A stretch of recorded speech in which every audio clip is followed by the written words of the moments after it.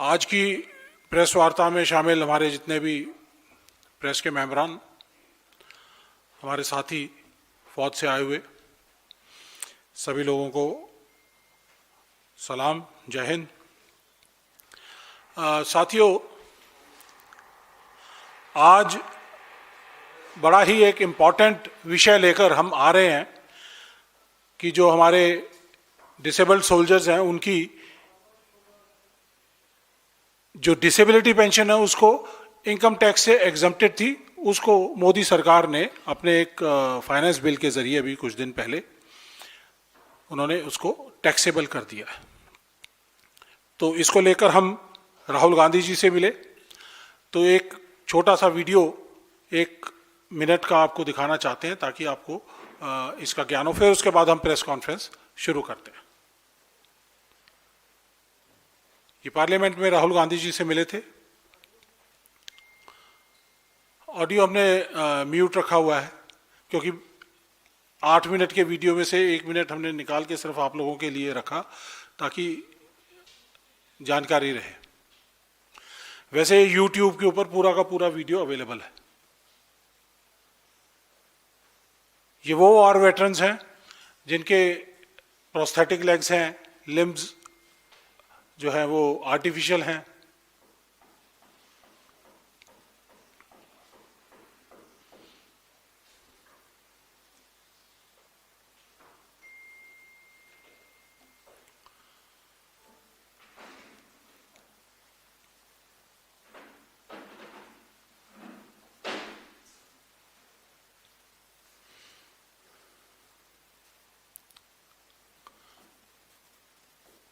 ये सभी लोगों ने राहुल गांधी जी को मेमोरेंडम दिया जिसके लिए उन्होंने स्टैंडिंग कमेटी ऑन डिफेंस जो अभी हो रही है कल और परसों 19 और 20 तारीख को, तो उसके अंदर वो मुद्दों को इनको सबको उठाया जाएगा और प्रेशराइज किया जाएगा। साथियों, हमारे साथ आज हमारे साथी कर्नल SP सिंह, ये जनरल सेक्रेटरी हैं इंडियन एक्स सर्विसमैन लीग के, और आज हमारे साथ general Satbir Singh Indian ex serviceman movement के चेयरमैन हैं और United front of ex serviceman जो कि 154 संस्थाओं का एक संगठन है उसके भी एडवाइजर हैं। तो ये इस मुद्दे को लेकर हमारे देश में जितने भी पूर्व सैनिकों के संगठन हैं वो सब लोग एक साथ हैं, एकजुट हैं और हम सब एक सुर में ये आवाज़ उठाकर आप लोगों के जरिए सरकार को बताना चाहते हैं कि देश के सैनिकों का, पूर्व सैनिकों का और उनकी डिसेबिलिटी का मजाक मत उड़ाइए, उनकी कुर्बानियों का मजाक मत उड़ाइए। उन लोगों की मान और सम्मान, जो डिसेबिलिटी पेंशन है, जो उनका प्राइड है, उसको आघात मत पहुंचाइए। इससे पहले कि हम पूरी प्रेस वार्ता शुरू करें, मैं कर्नल SP सिंह सर आपसे निवेदन करना चाहूंगा कि आप अगर कुछ कहें।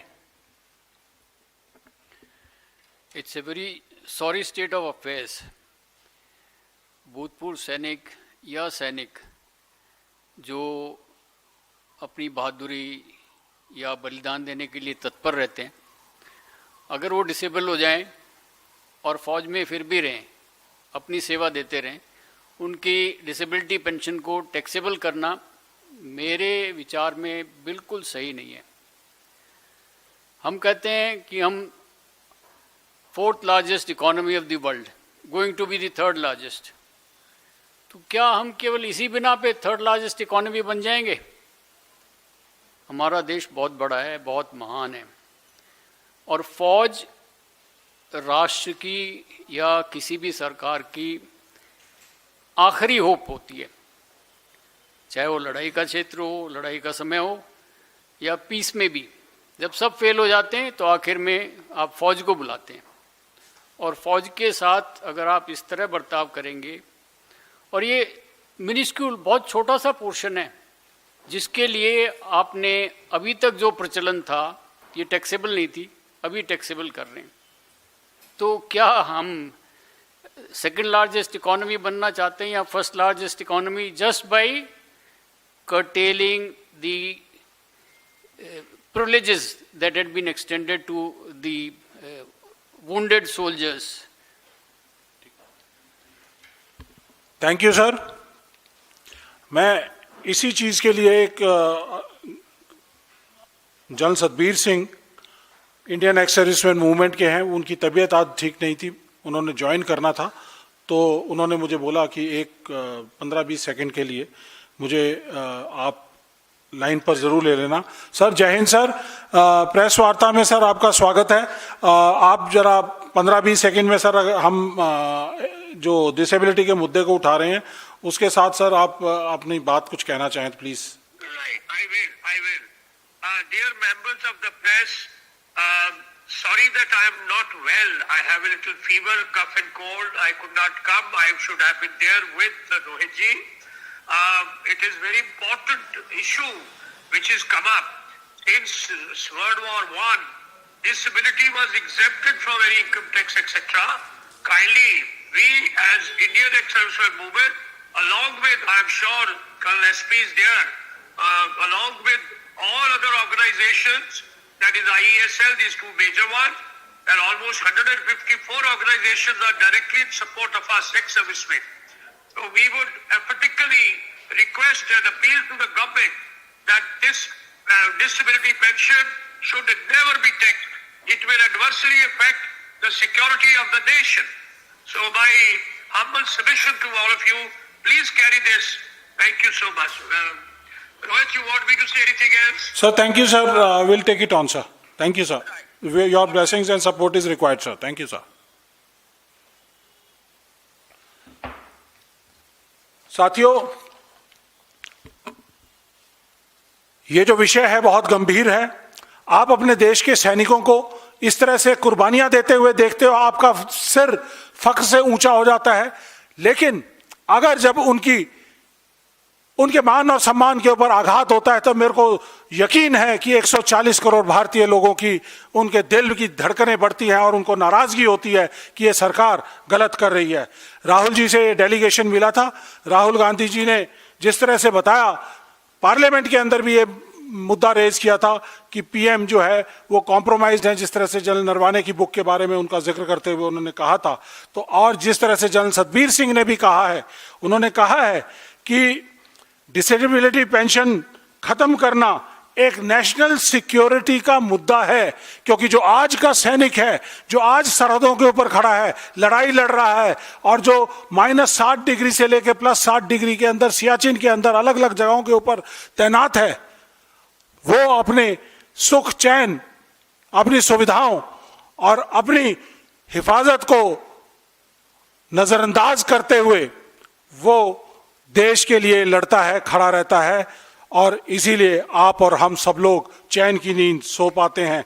और अगर आज का सैनिक, उसका मनोबल टूट जाता है सरकार के इस फैसले से कि कल वो आघात होने के बाद अगर वो डिसेबल हो जाता है, उसका एक अंग छिन्न भिन्न हो जाता है लड़ाई के मैदान में, ऑपरेशंस के अंदर, तो उसको सरकार अगर रिटेन करती है और वो पूरी अपनी सर्विस करके वापस आता है, तो उसकी डिसेबिलिटी पेंशन को इनकम टैक्स के दायरे में लाने का काम इस सरकार ने किया है।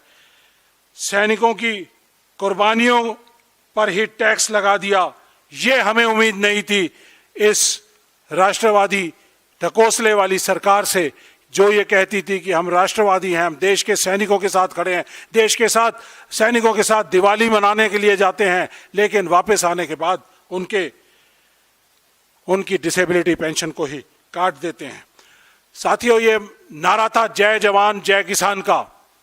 उस नारे को जुटलाते हुए किसानों के ऊपर भी और जवानों के ऊपर भी, दोनों के ऊपर मार लग रही है। साथियों, मैं कुछ फोटोग्राफ्स आपको दिखाना चाहता हूं ताकि आपके जहन में रहे कि इन सैनिकों ने क्या क्या कुर्बानियां की हैं। ये डिसेबल्ड सोल्जर्स की फोटो, ये वो लोग हैं इसमें जिनके अंग छिन्न भिन्न हो चुके हैं। और नेक्स्ट, राइट साइड पे ये आर्मी कमांडर रहे हुए हैं लेफ्टिनेंट जनरल विजय ओबराय।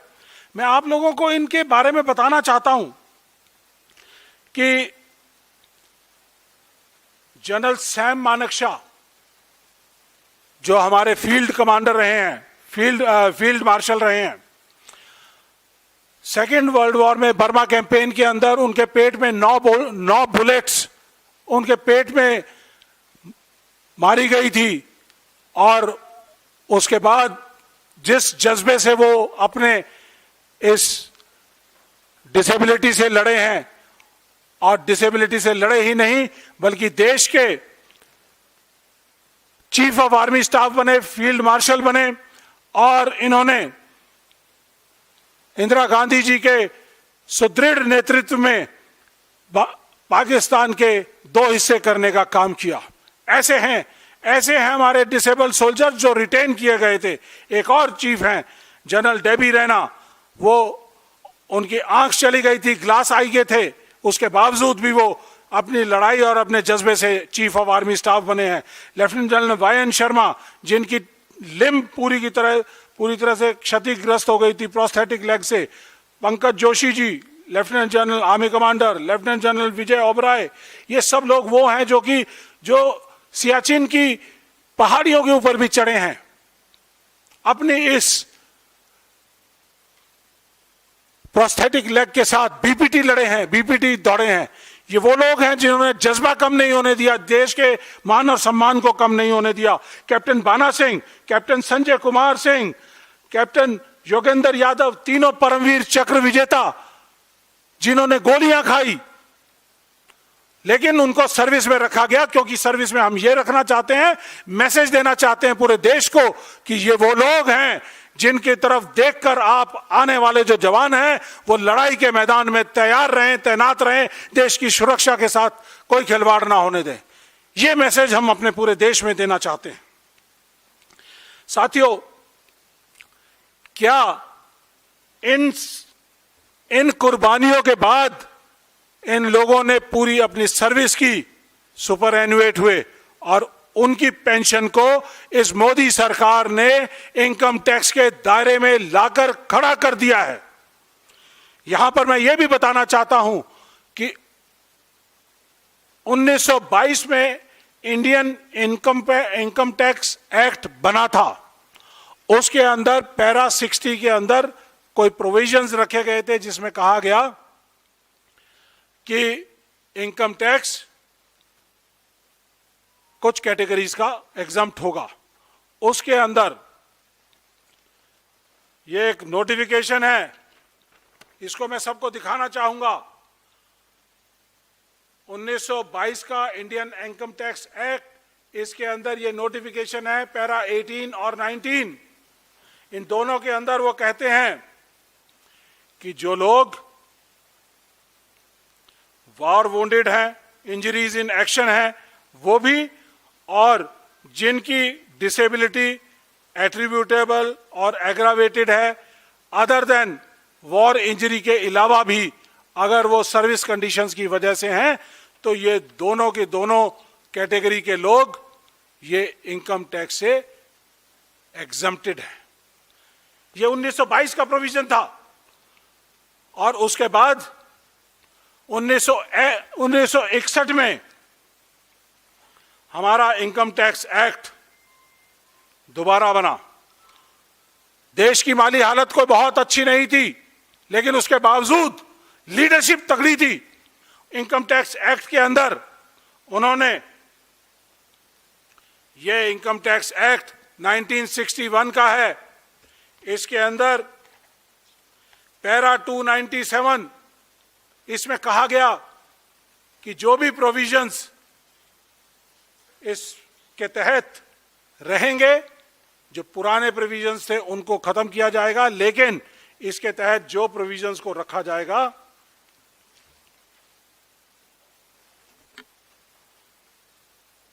जो प्रोविजंस को सेव किया जाएगा, उन प्रोविजंस के अंदर ये इनकम टैक्स एक्ट 1922 के अंडर सेक्शन 60 जो एक्ट के अंदर 18 और 19 सबसेक्शंस के जो प्रोविजंस थे सोल्जर्स की डिसेबिलिटी को इनकम टैक्स फ्री करना, उसको जारी रखा गया। 297 2L ये है वो प्रोविजन। और अब देखिए हमारे आज की जो सरकार है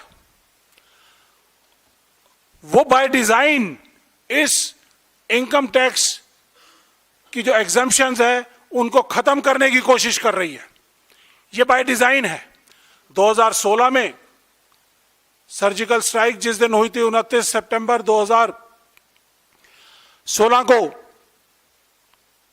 उसी दिन एक नोटिफिकेशन सीबीडीटी जारी करता है और कहता है कि इनकम टैक्स सोल्जर्स का डिसेबिलिटी पेंशन का वो इनकम टैक्स के दायरे में आएगा। पूरे देश में हंगामा होता है, सब पूर्व सैनिक संगठन इसकी लड़ाई लड़ते हैं। उसके 2 दिन बाद मुझे, जनरल सतबीर सिंह को और हमारी सारी टीम को जंतर मंतर से गिरफ्तार कर लिया जाता है। लेकिन उसके बाद उसको सीबीडीटी उस सर्कुलर को विड्रॉ करता है। लेकिन 2019 में 2019 का है 2019 में मोदी सरकार इलेक्शन, लोकसभा के इलेक्शन जीतने के बाद जून में एक सर्कुलर जारी करती है। फिर वही नियत, वही इंटेंशन कि सोल्जर्स की इनकम टैक्स, डिसेबिलिटी पेंशन को इनकम टैक्स के दायरे में ला दिया जाता है। और इसके तहत यह कहा जाता है, Raju can you show this income tax का जो नोटिफिकेशन है, इस नोटिफिकेशन के अंदर ये नहीं, ये भी नहीं, ये भी नहीं, एनीवे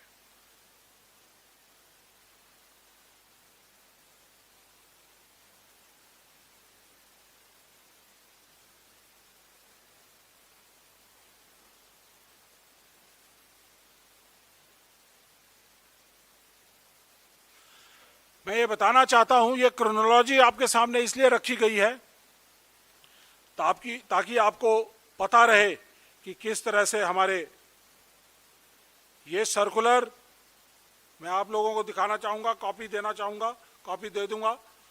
ये सर्कुलर नंबर 3 है 2019 का, 24 जून 2019। इसमें मोदी सरकार की जो बदनीयती है वो दिखाई देती है। इसमें वो बोलते हैं कि exemption of service element and disability element of disability pension granted to disabled personnel of armed forces who have been invalidated out on account of disability attributable to or aggravated by such service। ये इसके अंदर 1922 के income tax के act का जिक्र जरूर करते हैं, लेकिन 1961 में जो उस एक्ट के प्रोविजंस को बरकरार रखा गया था उसको शामिल नहीं करते हैं इस लेटर के अंदर। इसकी कॉपी आपको देंगे कि ये बदनीयती दिखाई देती है, क्योंकि 104 साल बाद अगर वो इनकम टैक्स एक्ट को दोबारा से बना रहे हैं, उस प्रोविजन को खत्म कर रहे हैं, और 2019 के सर्कुलर के अंदर जो उनकी नीयत दिखाई देती है कि जो नेहरू जी के समय में इनकम टैक्स एक्ट बना था 1961 के अंदर, उस डिसेबिलिटी पेंशन को आईटी इनकम टैक्स से एग्जम्प्ट रखा गया था, उसको जानबूझकर ये नहीं बताते हैं और दिखाते हैं।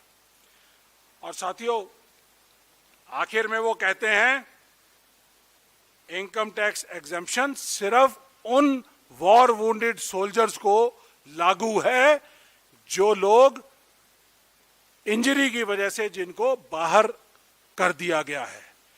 लेकिन जो इंजरीज के साथ जिनको रख लिया गया है पूरी सर्विस करने के लिए, उन लोगों के ऊपर लागू नहीं है।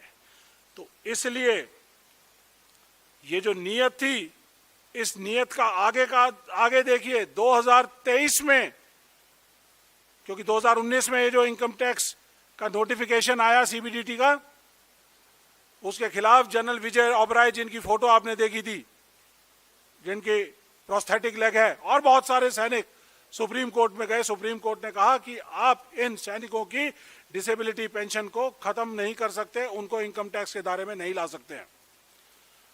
तो सरकार ने क्या किया, 2023 में नई डिसेबिलिटी पॉलिसी लेके आए, जिसके अंदर उन्होंने कहा कि डिसेबिलिटी पेंशन को आज से डिसेबिलिटी पेंशन नहीं कहा जाएगा, इसको इम्पेयरमेंट रिलीफ कहा जाएगा, ताकि जो सर्विंग सोल्जर्स हैं 2023 के बाद, जो भी सर्विंग सोल्जर्स हैं, उनको डिसेबिलिटी पेंशन नहीं मिलेगी, उनको सिर्फ इम्पेयरमेंट रिलीफ मिलेगा।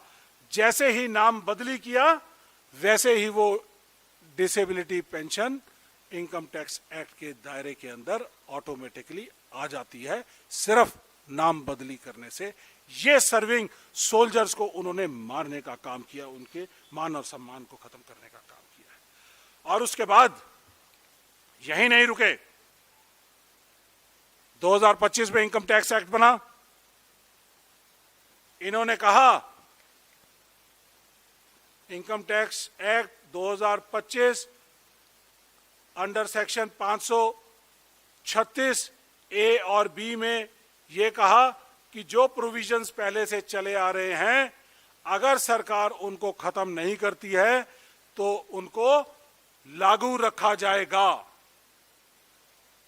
इसके बाद असली कहानी आती है फाइनेंस बिल 2026 बजट में जो पेश किया, उसके अंदर वही 2019 का सर्कुलर, उसकी भावना, उसकी भाषा, उसके प्रोविजंस को यूं हू बहू उसको यूं का यूं रेप्लिका के तौर पर शामिल किया जाता है।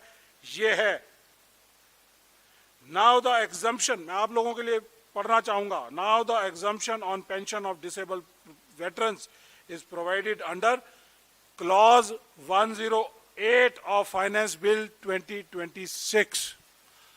अब 108 के तहत वो लागू है, और इस क्लॉज के जरिए उन्होंने कहा only those disabled who have bodily disability attributable to or aggravated by service conditions and invalidated out are entitled to exemption, whereas जो सुपरएनुएट कर चुके हैं, वॉर वुंडेड सोल्जर्स हैं, जिनकी प्रोस्थेटिक लिम्स हैं, जिनके ऑर्गन्स को क्षति पहुंच चुकी है, लेकिन वो सर्विस के अंदर हैं, तो उन लोगों को ये लागू नहीं करेंगे। तो ये मोदी सरकार का देश प्रेम है, अपने सैनिकों की कुर्बानियों को रिवॉर्ड करने का एक तरीका है। और आप लोगों को मालूम होना चाहिए कि ये डिसेबिलिटी पेंशन या डिसेबिलिटी एलिमेंट एक जवान की जब टांग कट जाती है या अंग छिन्न भिन्न हो जाता है, तो वो क्या उसके एवज में मिलने वाली पेंशन, क्या वो इनकम हो सकती है? क्या वो इनकम हो सकती है? ये इनकम नहीं हो सकती। अगर मोदी जी की सरकार ये कहती है कि मेरे सोल्जर की जो क्षतिग्रस्त हालत है, उसके अंग छिन्न भिन्न हुए हैं, उसके एवज में जो सरकार उनको डिसेबिलिटी एलिमेंट देती है या डिसेबिलिटी की पेंशन देती है, वो उनकी इनकम है, तो मैं ये कहता हूं कि ये हमारी सबसे खराब सरकार है, जो हमारे सैनिकों का मान और सम्मान, उनका प्राइड, उनके हक, उनकी इज्जत, उनके ऊपर आघात कर रही है। हमारे देश में आज तकरीबन 2 लाख के करीब डिसेबल्ड सोल्जर्स हैं। हमारे 50 लाख के सर्विंग और पूर्व सैनिक हैं, विधवाएं हैं, वॉर नारी हैं, तकरीबन 57-58 लाख लोग हैं, परिवार है। उन लोगों के साथ ये खिलवाड़ करने का काम किया है। इनमें से सिर्फ 2 लाख डिसेबल सोल्जर्स हैं और तकरीबन 15,000 के आसपास वॉर डिसेबल्ड सोल्जर्स हैं।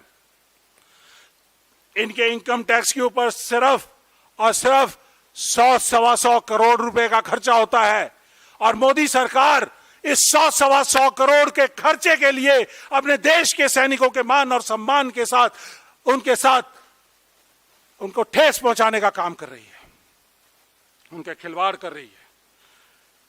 यूएस फोर्सेस के अंदर तकरीबन 4.5 मिलियन डिसेबल्ड सोल्जर्स हैं, वो उनका मान और सम्मान करते हैं।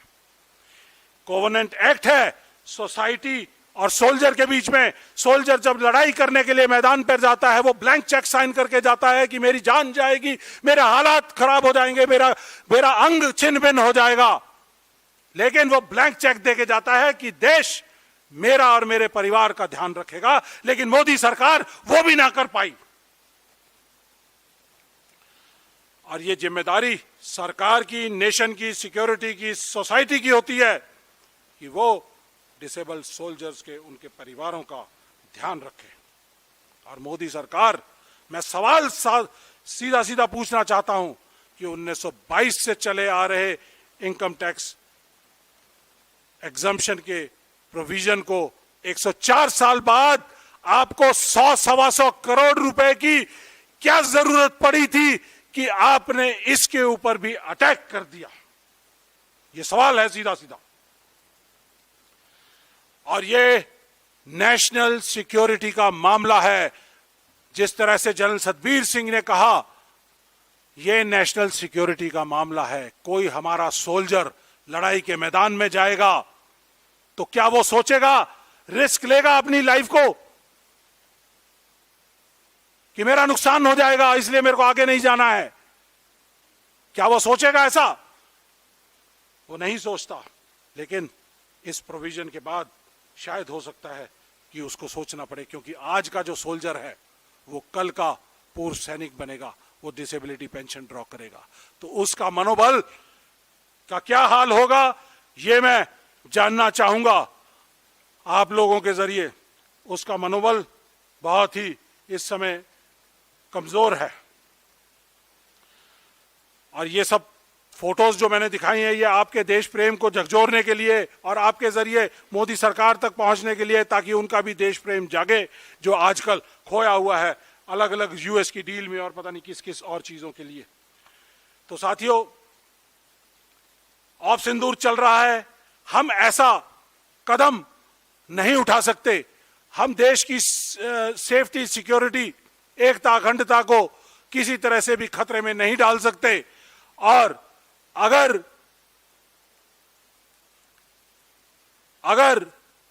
इस तरह के हालात पैदा होते हैं कि लड़ाई के मैदान में हमारे सोल्जर को जाना पड़े, तो उस समय उसका दिल और दिमाग यही सोचना चाहिए कि हमारी देश, हमारी सरकार, हमारे परिवारों की, हमारे सब पीछे रह जाने वालों की, उनकी देखभाल करेगा।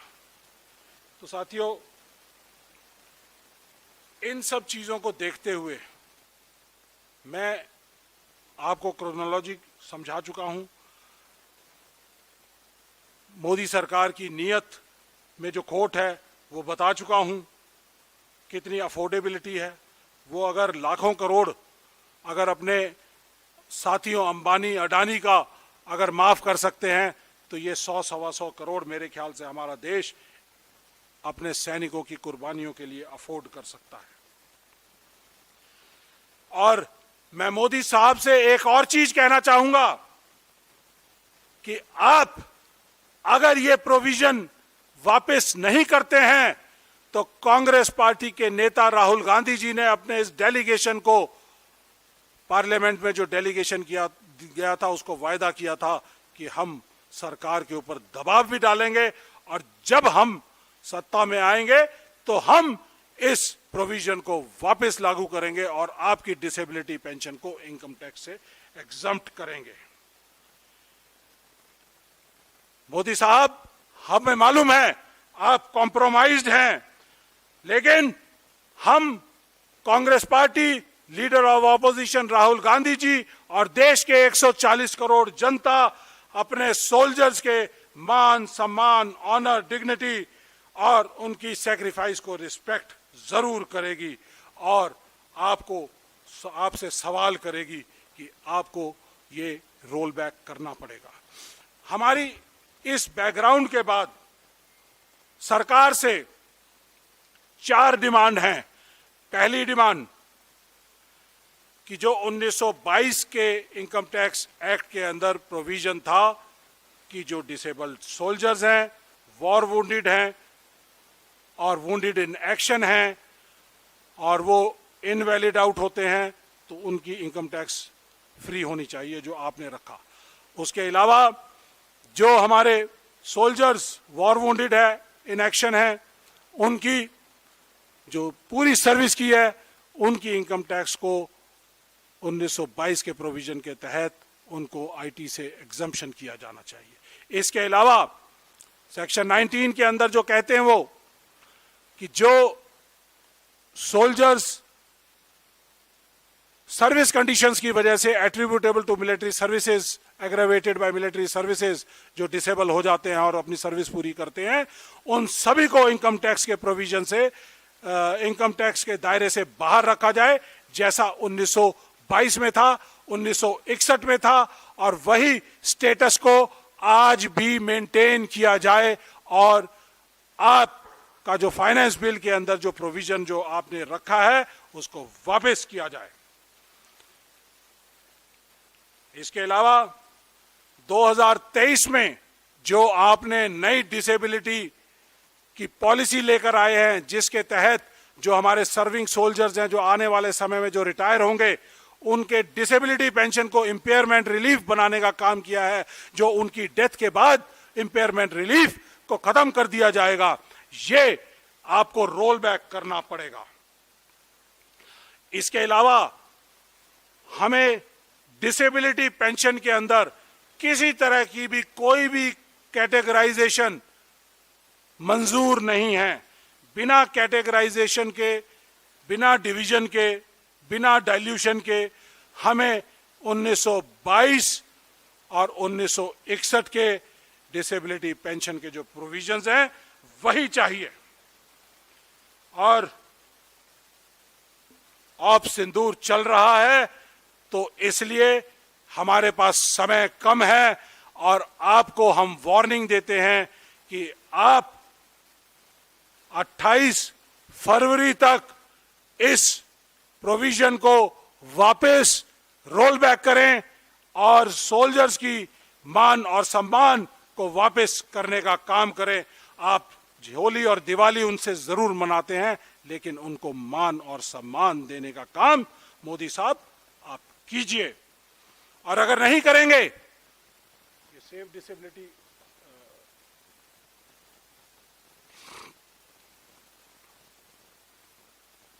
और अगर आप ये देख रहे हैं, इसमें लिखा है सैनिक का सम्मान करो, पेंशन पर वार बंद करो।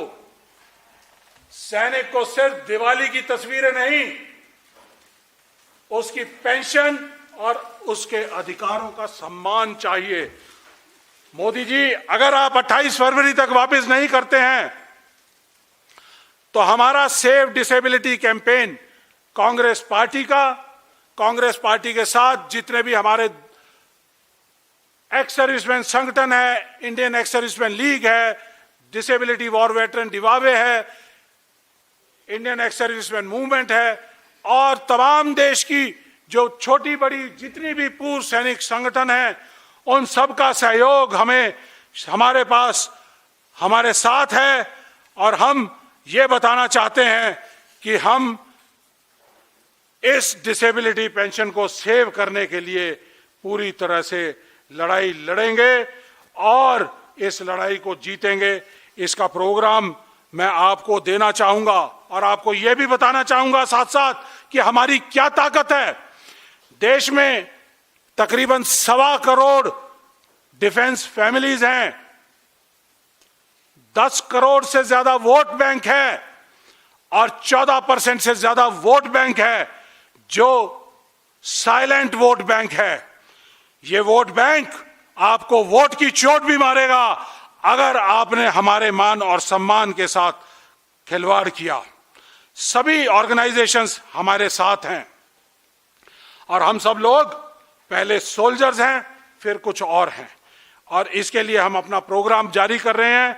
आज 18 तारीख को प्रेस कॉन्फ्रेंस की गई है, स्टैंडिंग कमेटी ऑन डिफेंस की मीटिंग है। 19 और 20 तारीख को राहुल गांधी जी और जो हमारे कांग्रेस पार्टी के एलओपी वो इसमें शामिल होंगे। वो हमारी बातों को मजबूती से रखेंगे, चाहे वो ex serviceman contributory health scheme को खत्म करने का काम हो या फिर जिस तरह से मोदी सरकार ने अग्निवीर स्कीम लाकर नेशनल सिक्योरिटी के साथ खिलवाड़ किया, उन सब बातों को भी रखेंगे। लेकिन डिसेबिलिटी पेंशन को एक बड़ा मुद्दा, एक उनको आवाज उठाकर उनको बताएंगे कि ये डिसेबिलिटी पेंशन के जो प्रोविजंस हैं उनको वापस लागू किया जाए। उसके बाद हम सोशल मीडिया वीडियो कैंपेन्स 18 तारीख से लेकर और 28 तारीख के बीच में पूरे देश भर के अंदर चलाएंगे। और ये जो सोशल मीडिया कैंपेन है, मोदी जी आपको पूरी तरह से आपकी सरकार को झुकाने पे का काम करेगी। और अगर 28 फरवरी तक आपने इसको शामिल नहीं किया तो हम 1 मार्च को जंतर मंतर पर प्रोटेस्ट करेंगे, रैली करेंगे और उसके बाद ये दिल्ली एनसीआर और आसपास के इलाकों का होगा। और लेकिन उसके बावजूद अगर आप नहीं मानते हैं और इस प्रोविजन को वापस नहीं करते हैं तो पार्लियामेंट सेशंस चालू होते ही हम डेट अनाउंस करेंगे और उस डेट पे सारे देश भर के जितने भी पूर्व सैनिक हैं, पूर्व सैनिक संगठन हैं, डिसेबल्ड सोल्जर्स हैं, वो सारे के सारे दिल्ली में आएंगे और आपसे सवाल पूछेंगे और आपको झुकने पर मजबूर करेंगे। ये है हमारी ताकत और यही है हमारा वायदा और यही है हमारी चेतावनी। जय हिंद, जय भारत।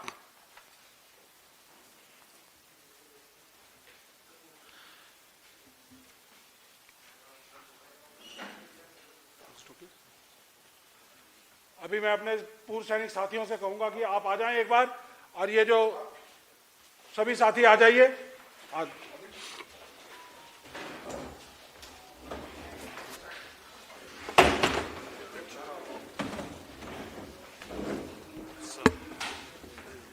तो आ जाओ सब लोग आ जाओ। ये और ले लीजिए, और है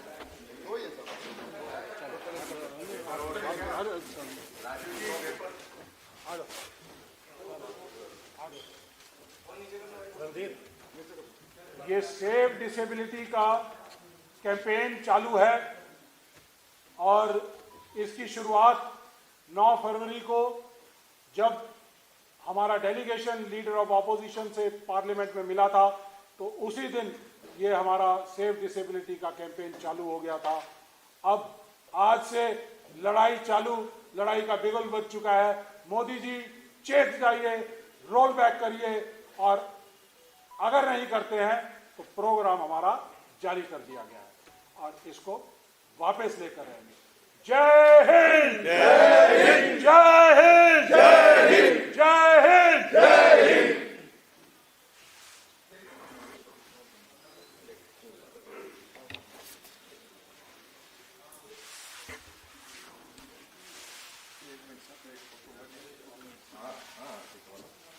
आइए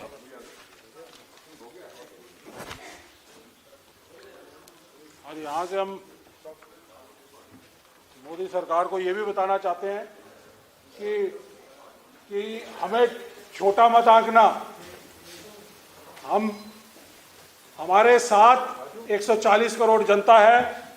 ये हमारा सिर्फ एक अपने प्लेटफॉर्म से तकरीबन 2 बिलियन का हमारा रीच है, लेकिन अगर हम सारे यूट्यूबर्स को भी साथ में लें तो तकरीबन 10 बिलियन तक की हमारे रीच पहुंच चुकी है। मोदी जी, ये आपकी सत्ता की जो चूल है वो हिलाकर रख देगी। धन्यवाद।